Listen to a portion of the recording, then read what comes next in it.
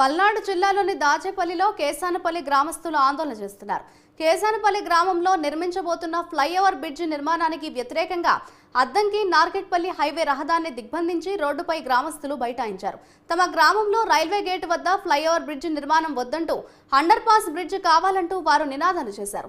మాకు న్యాయం చేయకుంటే ఆందోళన మరింత ఉధృతం చేస్తామని రెండు గ్రామాల ప్రజలు ఆగ్రహం వ్యక్తం చేశారు. దీంతో భారీగా ట్రాఫిక్ నిలిచిపోగా గ్రామస్తులను ధర్నా చేయకుండా దాచేపల్లి పోలీసులు అడ్డుకున్నారు.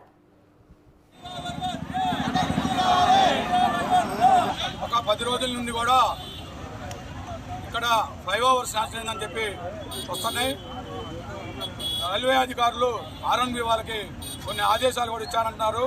కానీ తరతరాల నుంచి కూడా ఇక్కడ ఇంజనీరింగ్ రూల్స్ ప్రకారం కింద 25 అడుగులు లోతుంది కాబట్టి ఇంకొక 15 అడుగులు వెనుక తీస్తే ఇక్కడ అండర్ బ్రిడ్జి బాగుంటుందని చెప్పి మా ప్రజలందరూ కూడా అభిప్రాయం.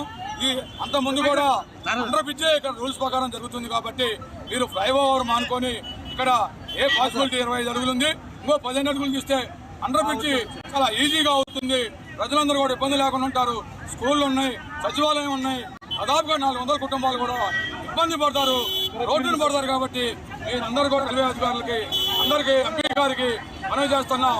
మీరు ఫ్లైఓవర్ వద్దు, అండర్ బ్రిడ్జి